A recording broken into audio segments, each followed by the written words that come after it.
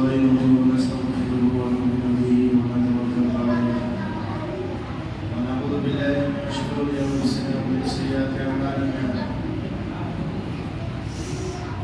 من يهده الله فلا مضل له ومن يضلل فلا هادي له ونشهد ان لا اله الا الله وحده لا شريك له ونشهد ان سيدنا ومولانا محمدا عبده ورسوله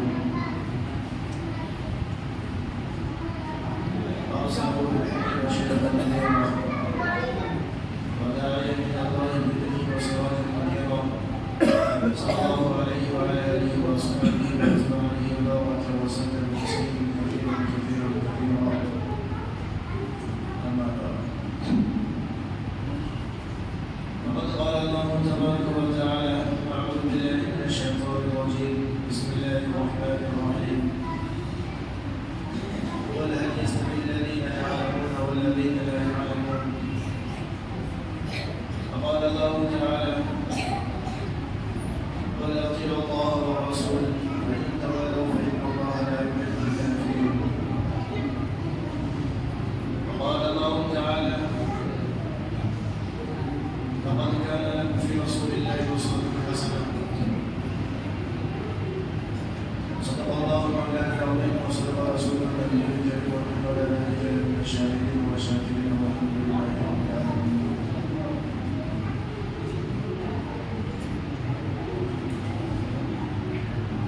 آج جمعہ کا دن ہے. آپ جمعہ کی طرح لوگوں نے اس کو خاص کر لیا ہے الوداع کے نام سے.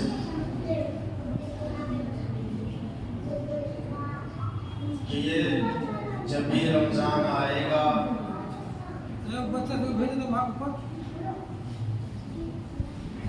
تو اس کا آخری جو جمعہ ہوگا وہ الوداعی جمعہ ہوگا.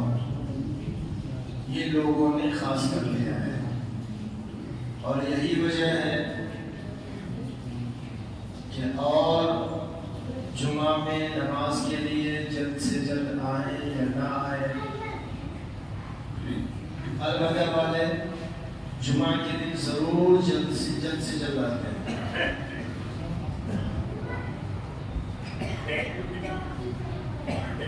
کسی اور جمعہ کو نیا کپڑا پہنے یا نہ پہنے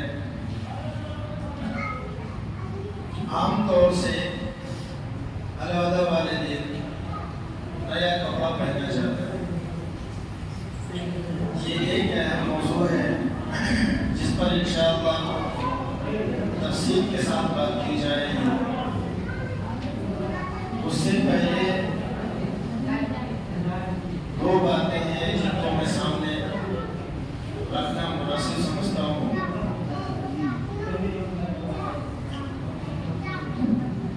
پہلی باتیں جوانوں کی طرف سے، دوسری باتیں بزرگوں کی طرف سے.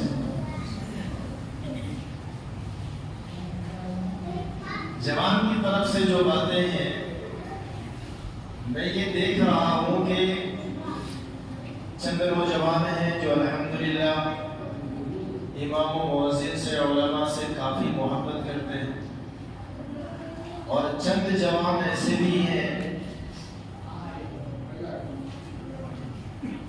جو ان کا مذاق اڑاتے ہوئے نظر آتے ہیں. جیسا کہ ایک مسئلہ ابھی تراویح کے بارے میں ہوا تھا، دوسرا مسئلہ دعا کے متعلق ہوا. تراویح کے بارے میں چند جوان یہ کہہ رہے تھے کہ بھائی آخر کیا وجہ ہے، ہر مسجد کے اندر میں دو صاحب قرآن سناتے ہیں اور خوب غلطی میں غلطیاں ہو رہی ہیں. کیا بات ہے جو اس مسجد کے اندر میں غلطی نہیں ہو رہی ہے؟ کتنا خطرناک قرآن یاد ہے. اس کا جواب یہ ہے کہ میرے بھائی ایک وہ حافظ ہوتے ہیں، ایک رمضانی حافظ ہوتے ہیں. ایک رمضانی حافظ ہوتے ہیں اور ایک سدا بہار حافظ افزانی حافظ کا کام یہ ہے کہ جب رمضان آیا قرآن کھولا رٹا مارا اور مصلی پر کھڑے ہو گئے. اب ظاہر ہے کہ جو رٹا مار کے مصلی پر کھڑا ہوگا غلطیاں تو اس سے ہوگی.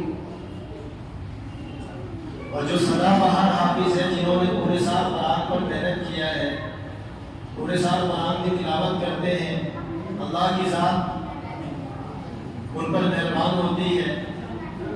اللہ ان پر کرم کرتے ہیں کہ میرے بندے جب تو نے ایک سال میرے کلام کا خیال کیا, جب تو نے پورے سال اپنے کاموں کو اپنے نفس کو نہیں دیکھا, پامال کر دیا میرے قرآن کے پیچھے, ہر ضروری سے ضروری کام کو چھوڑ کر تو سب سے پہلے میرے کلام کی تلاوت کیا کرتا تھا, تو آج جب کہ لوگوں کے سامنے تو کھڑا ہوا ہے تو میں تجھے ذلیل اور رسوا فضیحت کروں گا.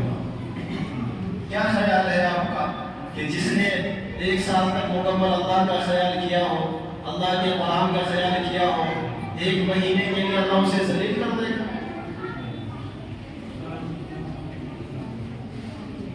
تو بڑی خرابی ہے ایسے لوگوں کے لیے جو اس طرح کی تنقیدیں کیا کرتے ہیں. اگر آپ کو ڈاؤٹ ہوتا ہے پھر الزام بھی لگاتے ہیں کہ بھائی امام و مؤذن نے 60 رات کر لیا. نعوذ باللہ من ذالک. لہذا چاہیے ایسے جوانوں کو کہ اپنے ایمان کا خیر بنائیں. اگر آپ کے پاس میں طاقت ہے, پیسہ ہے, ایک حافظ کیا 10 حافظ پیچھے لا کر کھڑا کرتے ہیں آپ,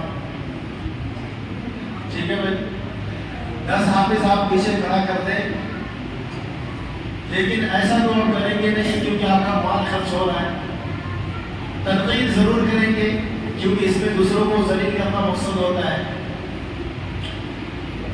رات دعا کے متعلق کچھ جوان یہ کہہ رہے تھے کہ سچ میں دعا کرنے والے صاحب یعنی کہ میں سچ میں رو رہے تھے یا یوں ہی ناٹک کر رہے تھے. کس قدر بدتمیزیاں ہیں ہمارے جوانوں کے اندر, کتنے بدتمیز قسم کے ہیں. بھائی اپنے ایمان کی خیر بنائیں.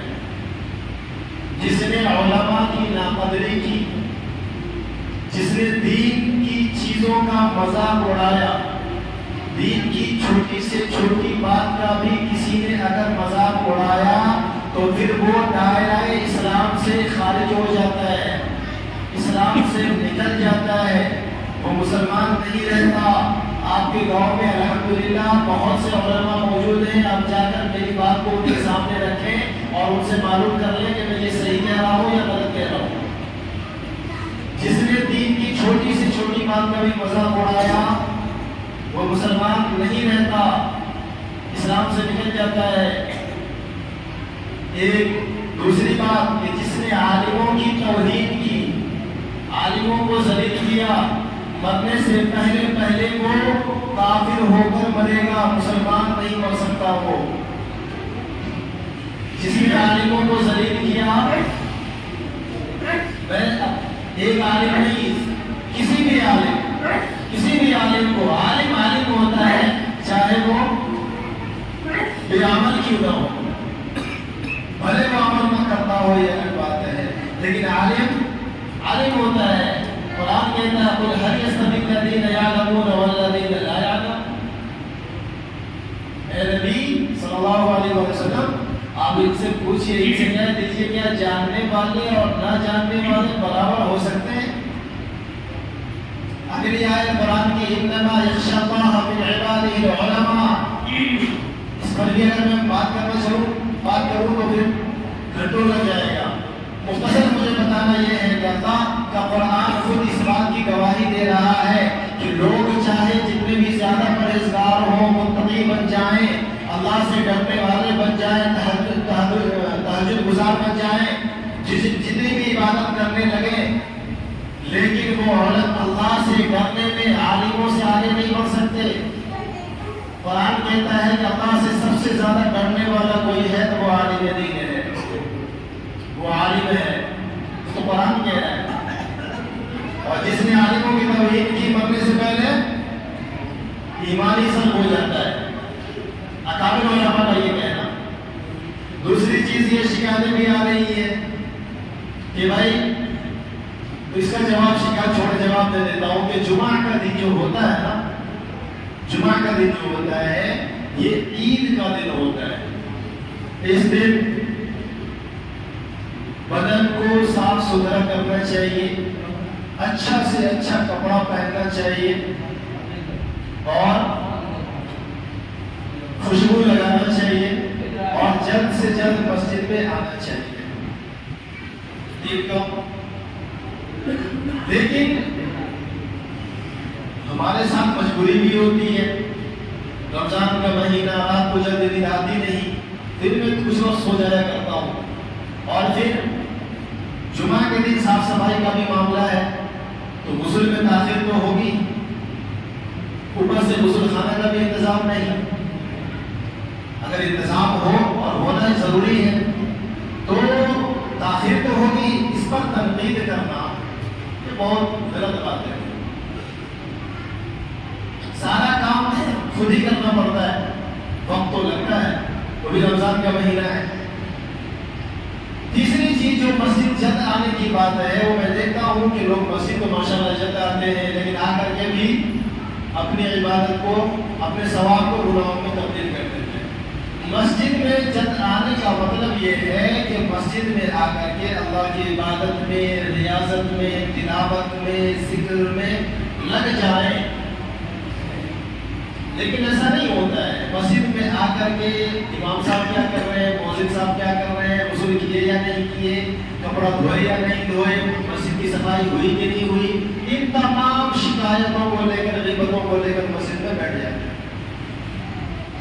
یہ غیبت ہے، اور بار بار کہا گیا ہے، قرآن کہتا ہے کہ جس نے کسی کی غیبت کی، برائی کی، گویا کہ وہ اپنے مرے ہوئے بھائی کا گوشت کھایا، اور غیبت کرنے سے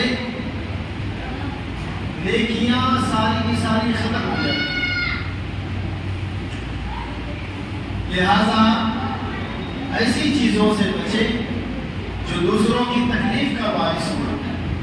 آپ کچھ بتاؤ کہ میرے بھائی، اللہ رب العزت نے اپنے نبی کریم صلی اللہ علیہ وسلم کے زبانی ہمیں خوشخبری سنایا ہے، ہمیں خوشخبری سنایا ہے کہ جو ہمارے نوجوان ہیں، جنت کے اندر میں ایک بھی بوڑھا داخل نہیں ہوگا۔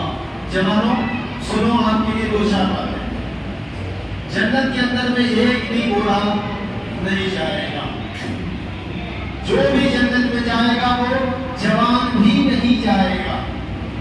جنت میں نہ بوڑھا جائے گا نہ جوان جائے گا، جنت میں صرف نوجوان جائیں گے۔ یعنی کہ جتنے بھی لوگ ہیں اللہ تعالیٰ جنت میں ان کو داخل کریں گے تو جنت میں بھیجنے سے پہلے انہیں اللہ نوجوانی عطا کریں گے، ایک نئی کھلتی ہوئی جوانی۔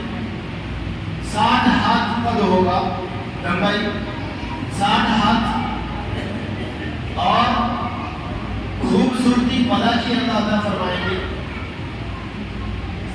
ایک دم جب بچہ لڑکا بالغ ہوتا ہے، جوانی شروع ہوتی ہے، وہ عمر ہوگی، ہمارے یہاں 14 سال ہے، لیکن عمر جنت کی عمر ہوگی تو جنت کے حساب سے اس وقت 30 سال کی عمر ہوگی۔ ہمارے یہاں 30 سال میں تو آدمی آدھا بوڑھا ہو جاتا ہے، وہاں جوانی شروع ہوگی 30 سال۔ دنیا کے اندر میں اللہ کے نبی نے نوجوانوں کو فوقیت دی ہے، جوانوں کو ہمیشہ ہر میدان میں آگے رکھا ہے، نوجوانوں کی تعریف فرمائی ہے، نوجوانوں نے دین کا بڑا سے بڑا کام کیا ہے۔ آپ کو بتاؤ کہ زیادہ تر میدان جنگ میں جنگ لڑنے والے صحابہ سب کے سب جوان تھے، بوڑھے الا ماشاء اللہ نہ کے برابر، بلکہ جو بوڑھے ہوتے اسے مدینے میں چھوڑ دیا جاتا تھا۔ جوان ہمیشہ آگے بڑھے، اور یہ دین جو مکہ سے مدینہ اور مدینے سے چل کر ہمارے ہندوستان ہم تک یہ دین پہنچا ہے نا، یہ ہمارے جوانوں کی قربانی ہے۔ آپ نے محمد بن قاسم کا نام سنا رحمۃ اللہ علیہ؟ ایک ہندوستان کی عورت نے پکارا اور محمد بن قاسم ہندوستان آیا، عمر صرف اور صرف 18 سال، عمر صرف 18 سال پایا، اور ہندوستان میں داخل ہو کر پوری تاریخ بیان کرنے کا میرے پاس اور ہندوستان آ کر اس وقت کے ظالم بادشاہ سے مقابلہ کرتا ہے اور مقابلہ کر کے اسے قتل کر دیتا ہے، جہنم نصیب کرتا ہے. اور ہندوستان کے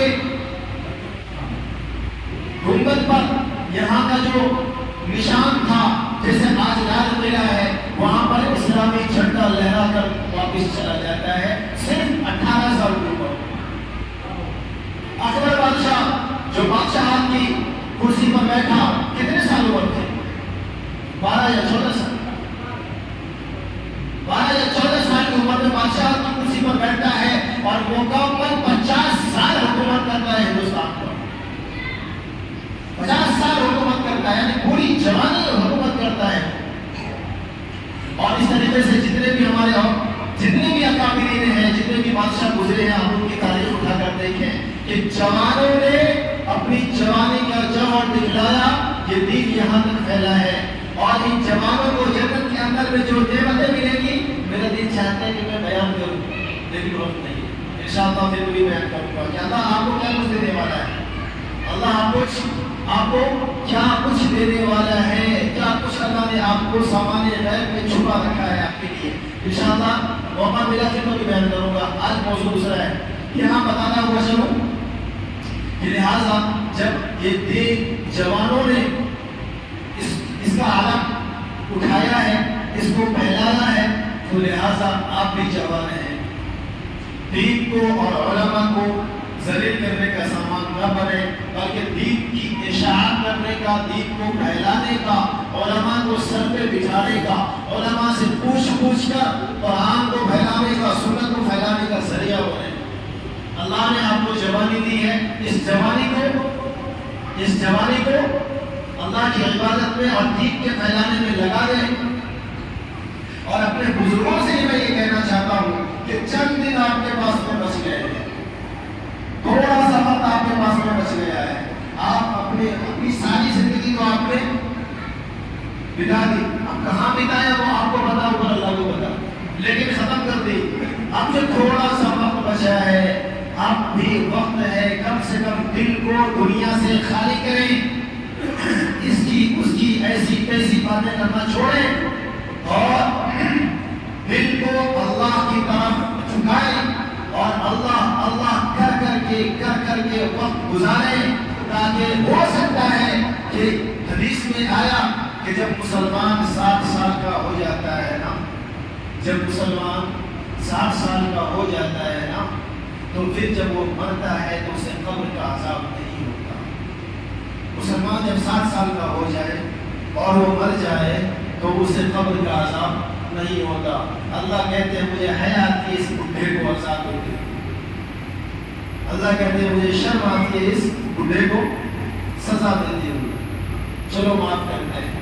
تو اللہ نے آپ پر کرم کیا کہ بچپن دیا، پھر کرم کیا کہ جوانی دی، اوپر پر کرم کیا کہ ماں باپ بھائی بہن بیوی بچے دیے، اوپر سے کرم یہ کیا کہ اب آپ کو 7 سال کا بنا بھی دیا، بوڑھے بھی بنا دیا. اب وقت کیا ہے، اب بھی تو خیرت آئے اور دنیا کی واہی تباہی باتوں کو چھوڑ کر، ایک دوسرے کے پیچھے لگنے کی باتوں کو چھوڑ کر اپنے آپ کو ذکر میں اور تلاوت میں لگا دیں کہ راتوں دن گھر میں ہو یا مسجد میں ہو یا راستے پر ہو، کسی بھی جگہ ہو، آپ اللہ کے ذکر میں مشغول ہو.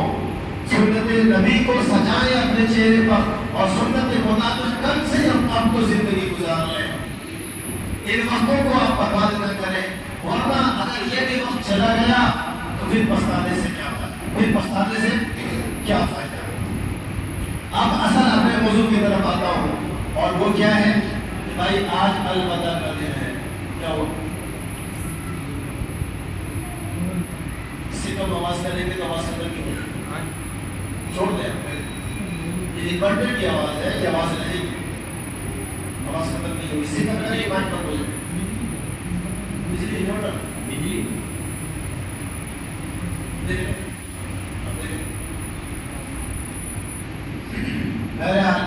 میں یہ عرض کر رہا تھا کہ میرے بھائی آج سب لوگ یہاں پہ جمع ہوئے یہ سوچ کر کے کہ آج الوداع کا جمعہ ہے نا.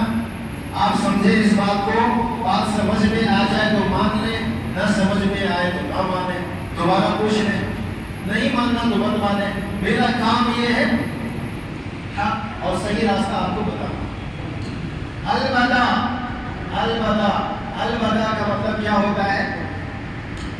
چھوڑنا، بھگانا، ختم کر دینا ہمیشہ کے لیے. الوداع کا مطلب کیا ہوتا ہے؟ چھوڑنا، بھگانا، ختم کر دینا ہمیشہ کے لیے. اب یہ جو جمعہ آیا ہے، ابھی رمضان آیا، کچھ لوگ گیت گا رہے ہوں گے موبائل پر بھی، مائک پر بھی، الوداع یا شہر رمضان.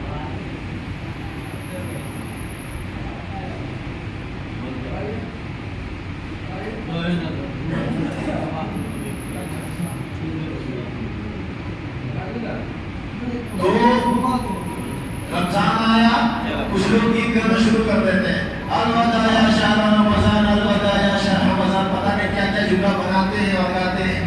پھر بیچارے امام صاحب کو بھی کہتے ہیں کہ آپ بھی خطبہ پڑھیں الوداع والا.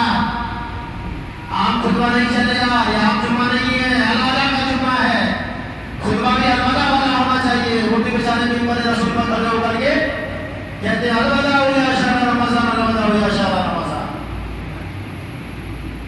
جمعہ کہتے ہیں اور کچھ لوگ روتے بھی ہیں. یقین مانے یہ جملہ وہی لوگ کہتے ہیں جنہیں نہ روزے سے مطلب، نہ نماز سے مطلب، نہ تراویح سے مطلب، نہ قرآن سے مطلب، نہ سنت سے مطلب. جنہیں ان چیزوں میں سے کسی بھی چیز سے مطلب نہیں ہے نا، وہی لوگ یہ بات کہتے ہیں. حقیقت یہ ورنہ جسے ان چیزوں سے مطلب ہو، نماز سے، روزہ سے، تراویح سے، قرآن سے، سنت سے، وہ تو تڑپتے ہیں اپنے اللہ کے سامنے، یا اللہ ہم نے عبادت کی، کر نہیں پایا ویسی جیسی کرنی چاہیے، کبھی کوتاہی ہو گئی، مولا معاف کر دے، معاف کر کے میرے روزے کو قبول کر لے، میری نماز کو قبول کر لے، میری میرے رات کے قیام تراویح کو قبول کر لے میرے مولا. وہ تو ڈرتے اس بات سے ہماری عبادت کہیں مردود نہ ہو جائے، وہ اس چیز کی فکر میں رکھتے ہیں. لیکن جنہیں ان چیزوں سے کوئی مطلب نہیں ہے، وہ الوداع کے چکر میں پڑ جاتے ہیں. سمجھ میں آیا؟ تو الوداع کا مطلب ہوتا ہے چھوڑنا، بھگانا، ہمیشہ کے لیے ختم کرنا. الوداع اسے کہا جاتا ہے جسے ہم نے ایک بار روانہ کیا، بھیا دوبارہ نہ آنا. الوداع سمجھے نا؟ کبھی الوداع نہ کہنا، سمجھے کبھی الوداع نہ کہنا. کیا مطلب اس کا؟ کہ جس کو الوداع اس کو کہا جاتا ہے کہ بھیا ہم نے تم کو ودا کیا، دوبارہ نہ آنا ہمارے پاس میں. اب ایمانداری سے اپنے سینے پر، اپنے کلیجے پر، اپنے دل پر، اپنے جگر پر ہاتھ رکھ کر مجھے یہ بتائے کہ یہ جمعہ دوبارہ چاہیے کہ نہیں چاہیے. بولو نا، جمعہ دوبارہ چاہیے کہ نہیں چاہیے؟ یہ رمضان دوبارہ چاہیے کہ نہیں چاہیے؟ یہ راتوں کی تراویح دوبارہ چاہیے کہ نہیں چاہیے؟ یہ قرآن دوبارہ چاہیے کہ نہیں چاہیے؟ چاہیے نا. اور بات کیا چاہیے؟ ہمیں تو ہمیشہ چاہیے بھائی. ہم الوداع کیوں گئے؟ ہم الوداع کیوں گئے؟ ہمیں تو چاہیے. تو جسے چاہیے وہ تو بلاتا ہے، بھلاتا تھوڑی ہے. نہیں سمجھ میں آتا ہے؟ جسے چاہیے وہ تو بلاتا ہے نا، بھلاتا تو نہیں ہے. جسے نہیں چاہیے، رمضان آیا منہ کھلا دے، او یار دن بھر بھوکا رکھنا پڑے گا، چھپ کے کھانا پڑے گا، کیا کرے، بڑی مصیبت ہے یار. رمضان آ جاتا ہے ایسے مسلمان، میں کوئی دیکھ نہیں رہا ہوں، ہے ایسے مسلمان رمضان آنے پر ان کو تکلیف ہوتی ہے. کیا رمضان آ گیا، چھپ کے کھانا پڑے گا، آپ کیا کریں؟ بڑی مصیبت. کیا کیا رمضان آ جاتا ہے، بڑی مصیبت بن جاتی ہے ان کے لیے. جیسے رمضان آئے گا چھشنکر کے جیسا منہ بن جائے گا ایسے لوگوں کا. اور جیسے جیسے رمضان جائے گا وہ کھلتا چلا جائے گا، کھلے گا ایک دم خوشی سے، کھلا رسم آئے گا. چھٹو کا دوسرے کے سامنے میں کہا رمضان چلا گیا، ارے رمضان جا رہا ہے، اندر سے بہت خوش ہے، اچھا ہوا جا رہا ہے. تو بھیا الوداع یا رمضان کہنا یا شہر رمضان کہنا، الوداعی جمعہ کہنا، یہ بدعت ہے. اور رات میں نے بتایا تھا کہ قرآن شریف کی روایت ہے کہ کل بدعت ضلالہ وکل ضلالۃ فی النار، کہ ہر بدعت کسے کہتے ہیں؟ دین کے اندر میں کسی نئی چیز کو اپنی طرف سے پیدا کر دینا، ٹھیک ہے بھائی، یہ بدعت کہلاتا ہے۔ تو بدعت یہ گمراہی ہے، اور ہر گمراہی جہنم میں پہنچانے والی ہے۔ تو جس نے بدعت کیا وہ گمراہ ہوا، اور جو گمراہ ہوا اس کا ٹھکانہ جہنم ہے۔ لہذا بدعت سے بچیں، اور الوداع کچھ نہیں ہوتا۔ یہ جمعہ بھی عام جمعہ کی طرح ہے، یہ رمضان بھی ہر رمضان کی طرح ہے، یہ جمعہ بھی ہر جمعہ کی طرح ہے، الوداع کچھ نہیں ہوتا۔ لہذا جس مسجد میں الوداعی جمعہ خطبہ پڑھا جاتا ہے، امام کو چاہیے کہ اپنی اصلاح کرے، اور کمیٹی والوں کو بھی اس مسجد میں چاہیے کہ وہ اپنی اصلاح کرے کہ یہ بدعت ہے، اس بدعت کو ختم کریں، اپنی ہر مسجد میں منع کریں کہ یہ خطبہ نہیں ہونا چاہیے، یہ غلط ہے۔ الوداعی جمعہ نہ تو اللہ کے نبی نے منایا، نہ تو کسی پیغمبر نے منایا۔ 1,24,000 پیغمبر دنیا میں تشریف لائے، کسی ایک نبی نے بھی نہیں منایا، خود محمد رسول اللہ صلی اللہ علیہ وسلم نے بھی نہیں منایا۔ ایک کم و بیش 1,24,000 صحابہ کرام تشریف لائے، اور انہوں نے بھی ان میں سے کسی نے بھی الوداعی جمعہ نہیں منایا۔ ہمارے اولیاء کرام، ائمہ کرام، بزرگان دین لاکھوں کروڑوں کی تعداد میں گزرے ہیں، ان میں سے بھی کسی ایک نے بھی الوداعی جمعہ نہیں منایا۔ اور کیوں منائے؟ کیوں منائے؟ ریزن کیا ہم نے بتایا آپ کو کہ ہمیں تو بار بار سے ہم کو بتانا نہیں ہے، ہم کو بلانا ہے بار بار، لہٰذا ہم الوداع نہیں کہہ سکتے۔ تو یہ الوداعی جمعہ ہے نا، سراسر غلط ہے، اور اس چیز سے ہر مسلمان کو پرہیز کرنا چاہیے۔ نیا کپڑا پہننے کی بات ہے، وہ تو ہر جمعہ کو پہننا چاہیے، ہر جمعہ کو نیا کپڑا پہنتے نہیں، نیا کپڑا ہے تو کم سے کم جو سب سے اچھا کپڑا ہو وہ کپڑا جمعہ کے دن پہنے، خوشبو لگائے، اور بالکل بدن کی صاف صفائی، کپڑے کی صاف صفائی ہو کر کے پھر مسجد میں آئے۔ یہ تو ہر جمعہ کی بات ہے، ٹھیک ہے بھائی؟ اللہ سے دعا کہ اللہ تعالیٰ کہتے ہیں رسول سے